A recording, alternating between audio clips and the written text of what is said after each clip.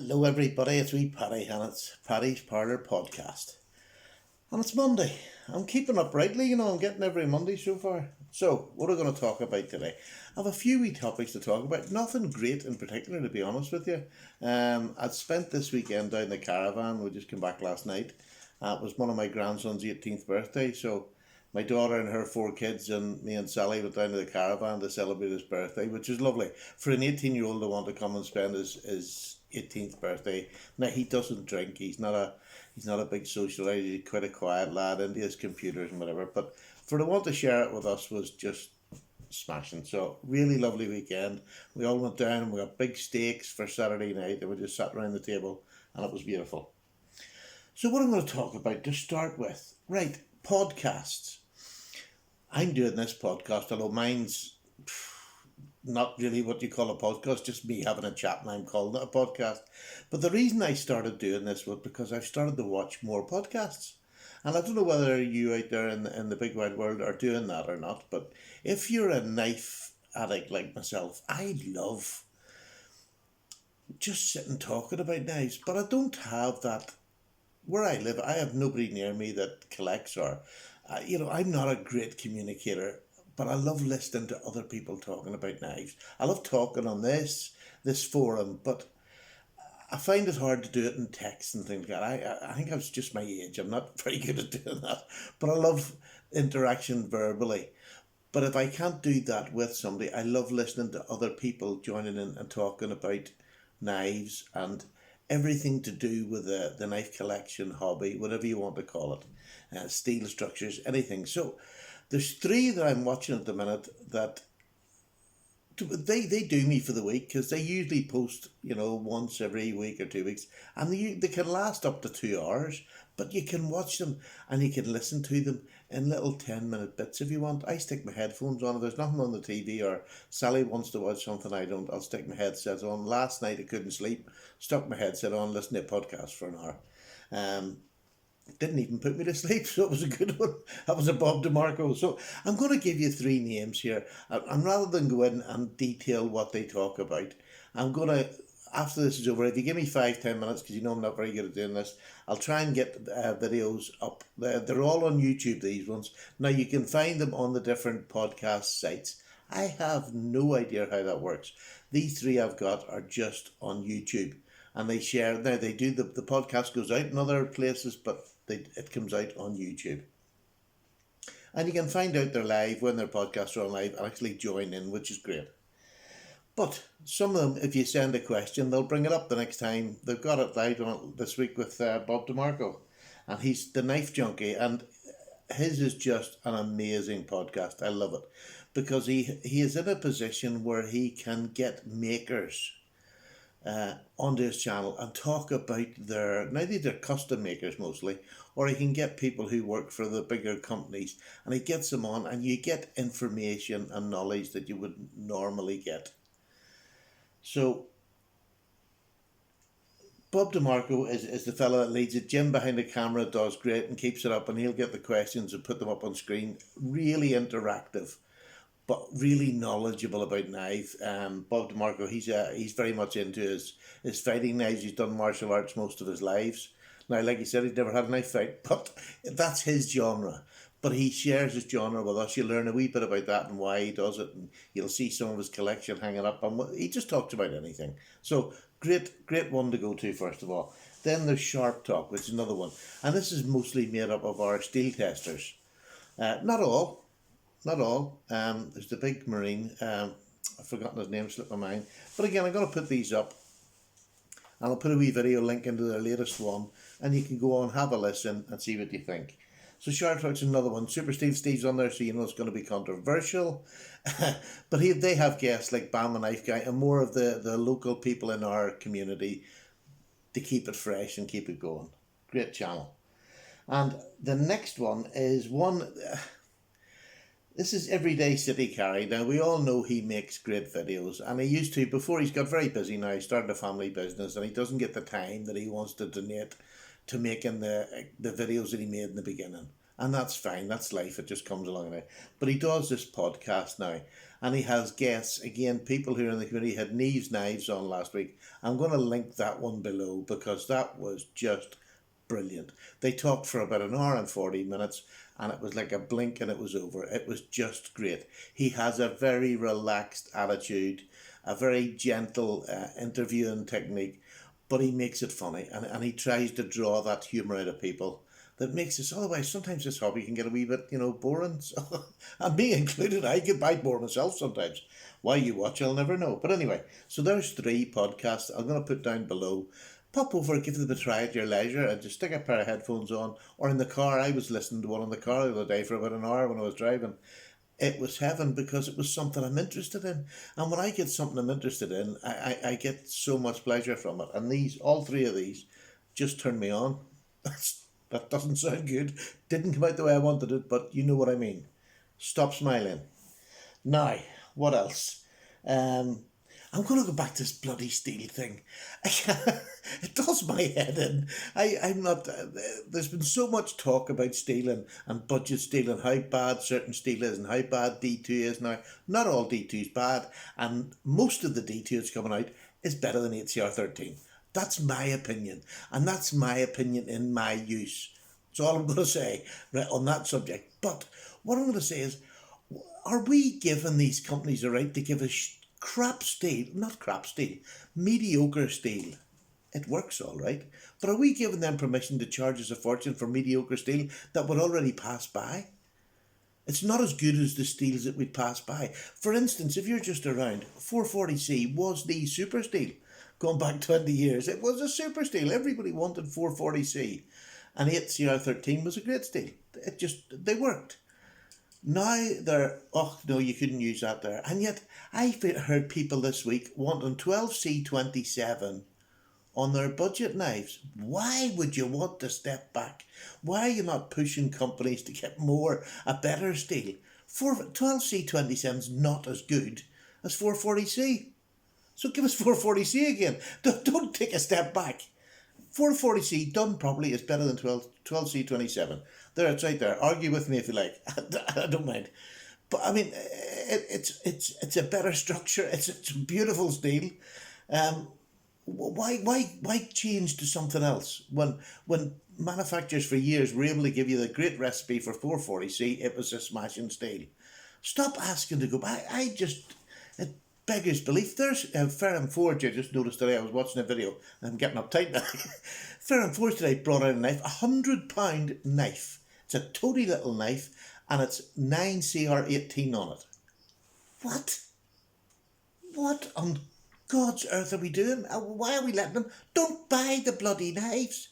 Just don't buy them. If they're going to come out with that sort of nonsense, don't buy them. Civivi are coming out with 12C27 in a 50, 60 pound knife. Why would you want to spend that money? Look, let me tell you, there's an Alganzo, right? This is the 727M and 440C, right? And the reason I picked this one out of my collection, because I'll not get rid of it, it's a bit of a copy of a Rat, but Rats don't have an axis lock. It's not the same size. It's a bit different size. Don't care what you say, because I'm going to follow that up.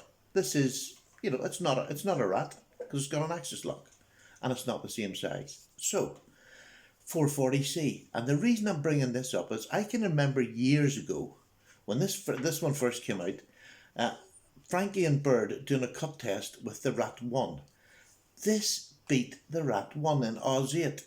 Now, Rat are really good, and their Oz 8 was really good. But this beat it. Now, you can get this knife now for under $20. Under $20 you can get this knife for. So why are we wanting to spend £50 or £100 on 12C27? It beggars, I just don't get it. I'm sorry, where is the logic in that, where I can go out and get a $20 knife that's going to perform better than a $100 knife? Is it me or I don't know, let me know down below what you think, because I'm just lost. I'm lost. I mean, I'm going to recommend somebody a budget knife to go out and buy you're going to get a Ferrum Forge and it's an absolutely beautiful design and it's made of 9CR18, where 440C is better, and I can get you one for 20 quid. It's a lovely looking knife, but there's plenty of other ones that are even nicer looking than this. Well, it does my head in. I mean, say one thing. I mean, like, there's a steel that I think we should be going to for budget knife, 14C28. Reich done it, and I think they're still doing it. This is a big beastie of a knife. I've had it for years, and this cuts and slices like a dream. It resharpens well. Definitely a beautiful steel. Now, 14C28, I can see that on a $50 to $100 knife. Not, but 9CR18, it's worse than 440C, and we're saying, oh, that's great, I love that steel. Well, obviously you're not bloody using it, because it doesn't hold an edges anywhere near as long as this. So I don't know. Again, not everybody's sharpeners out there, so you want to get a wee bit of longevity, even if it is a budget knife, if you're not a sharpener to start with.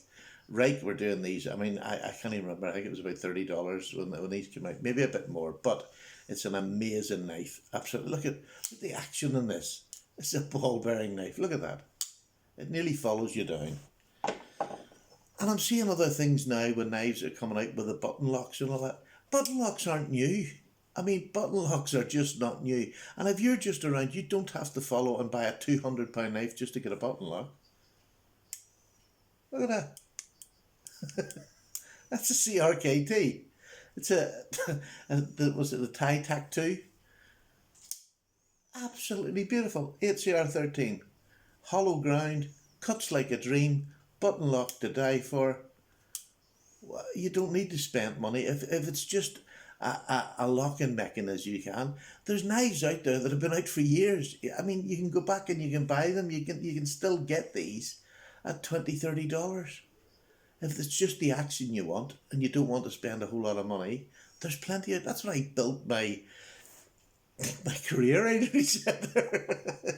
But do you get what I'm saying? Is just be careful, because there's lots of people out there and I'm sorry, I'm nearly sorry to say it, but a lot of people out there, these companies are giving them nice rate and they want them to promote it. I mean, that's fine. I'm absolutely nothing wrong with that. I've done that, and I've done it with Ganzo because I believe Ganzo were good.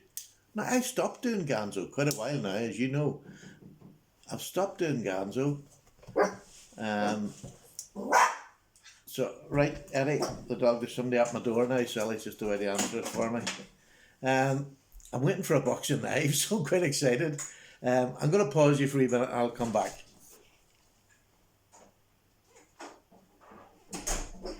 Is it there, Sally? Oh, I don't know where Sally is. She's gone now. Anyway, I thought I was going to pause you, but I'm not. So, where was I? God, got confused now. Yes. So, I mean, I don't recommend it because they're D2. It started off good, and it was quite good heat treat on it, and it was lasting well. But I think it has gone a wee bit skew-iffy. And to be honest with you, they just keep doing the same thing over and over again, ball bearing D2. And I just get a bit bored. I got a bit bored, so I stopped taking the free knives. I was getting them from GearBest. I've just stopped taking all theirs now at the moment. I'd rather just buy what I want at the minute, so I can give an honest. Not that I didn't give honest reviews, but I believe the knives were good. And to be honest, I know there's this kick up on D2, but I honestly believe that the D2 that Ganzo puts out, it's all right. Do you know what I mean? It's better. It's better than 8CR13. It's better than, I believe, 12-327. I think you get a better blade for it. So that's why I'll still recommend knives like this to newcomers that have come around. Oh, I've gone off on one again. Sorry, I'm so sorry. I just go off on one every now and then. Right. Right, let's get off that now. Cheerful things. You know, my TC Parlour. I've decided that this is now going to get used like the rest of my knives. I always try, and it usually lasts about a week, and then I crack. So this is now my user, and I am so happy to carry it about with me and use it. I love this wee knife. It is just a wee pocket dropper, so it'll never get hard use, and it'll not get battered, but a beautiful little knife. I knew that would last, so I just thought, let's see. The other thing that I've done this week is done a review on. If you haven't seen it, it's a Victorinox sharpener. Absolutely highly recommend this. I've been playing about with this all week. I can honestly say that is one of the best recommends I'll give you if you've never, if you want to get into hand sharpening and learn how to do it. There's a wee sharpener that you do by hand. just to sharpen wee pen knives and that. But it's a great way of getting you to learn your angle for cheap. $10. Can't beat it. Now, what else have we got down? Yes, this is what I wanted to talk about. We have a wee pass around group. There's just three of us. There's one in England, one in Scotland, and there's myself over here in Northern Ireland. And we just send our own wee knives, and it's usually traditionals between the three of us, and then we get extra knives to review, if you like. So I need to catch up. I'm a bit behind in my review, and so. But what I was thinking, is there any people out there who haven't ventured into traditional knives yet, but want a wee bit more information? What I was thinking of doing is once a month, between the three of us, and I'll put the names of the boys down below. It's going to take me about 3 hours to get this down below done, but I'll put the names down below the other two boys that are with me. And what I was thinking is we'll pick a style of knife, a pattern, as they're called, a pattern of knife up, like a Barlow that you all hear. For the first month, maybe we'll do a Barlow. And all three of us will do a little short video on a Barlow, why we like it, what particular one we like it, do we like the two blade, single blade. And it means that you could go round the three of us and get an idea of what, if you'd like the Barlow. And then what I was going to do at the end of the month, give us a month to do that, because we're all doing all sorts of different things. At the end of the month, if a Barlow, and you've got a channel, and your Barlow is what you would like, you'd like to try one, never had one, or whatever the knife is, at the end of the month, I'll open it up and just put your names in, and wherever you are, rather than me post it in America, I'll send you the PayPal money to buy a Barlow from such and such, wherever your closest place is in America. You can buy it, and then you review it on your channel. And that way, that brings us a bit more interactive into our tiny wee group. We don't have knives from outside companies, we just do it with our own knives. So it'll be nice to get somebody that's completely new to get a knife. I'll buy it. Look, it's only going to be a Rough Rider or something. It's not going to be an expensive knife, but it'll get you started. It'll get you interested, hopefully, in traditional knives. I don't have the money to buy a big one, but once a month I can buy somebody a wee Rough Rider. They're a great way to start, and they've got all the patterns you can think of. So what do you think about that? Put it down below. It's for people who've got channels, because I want to, one, give them an insight into what it looks like and why we choose a Barlow to use, and then for you to get it on your channel, use it, and then let us know what you think about it. If that's a good idea, let me know down below. Now, I was going to call that Paddy's pattern premiere. I've all this rubbish written down here. But I mean, it could be, it could be. If you're interested in it, let me know. I'll speak to the other two boys, see if they're interested. If not, I'll get a couple of people together and we'll do that. And we'll buy somebody who's got a channel, just a wee cheap traditional knife, if they're new to it. Sally just was saying there's you hear hammering in the background. It must be, we thought it was a postman there. It must be somebody just hammering in one of the apartments close to us. Now, is that it? Do you know, I think that's it. This is going to be a short and sweet one this week. A bit of a Paddy ramble, bit of a rant on steel again. Why is it bothering me so much? I just don't know. I just don't like... Oh yes, that was the other thing. Never mind the blooming steel. How many different knives are coming from the different companies that look near enough the blooming same? I can remember when Ganzo came out and I was collecting it. The hassle I used to get if a knife looked anywhere familiar to another knife out there. Now, Civi, another the same company, Firm Forge, there's all sorts, and they're all making knives that look the same. It's as if one's a good seller, and then they all make one that's very, very similar to it. And I've got a video coming up this week on that very subject, where I've got about 3 or 4 knives that all look completely similar, different companies, and nobody's saying a word about it. We're just accepting, here, take that, buy that, we'll get another one out in a week, here, take it. I just think we need to be a wee bit more. Everybody's rushing in to buy all these knives. Why? Slow down. Stop it. If they're not going to be inventive enough to make a new style to get money out of us, don't buy that blooming thing. If you've got one that looks like it, what's the point? Buy something else. And stop, because we've got this merry-go-round of knife people just doing the same videos of a knife that looks very similar to the one they done last week. Stop and be a bit more selective. I want to see different knives and not the same ones 17 times in a week. Right, but this is going to be a rant on it. It's going to be called a rant. So it'll be in the title. Paddy's rant. But yeah, just sometimes I just think, if they don't, if a certain audience don't like a certain company because of what they do, because they copy things, they'll condemn them at the first thing. But if it's companies that they like and they're getting knives from, and it's oh, it looks like it's got something that's very similar. It looks bloody like it. Right, calm, Paddy, calm. I'm gone. Thank you so much for listening. Bit of a rant, but there we go. Everybody likes a rant. Take care. All the best. It's a wee cup of tea time. Bye now.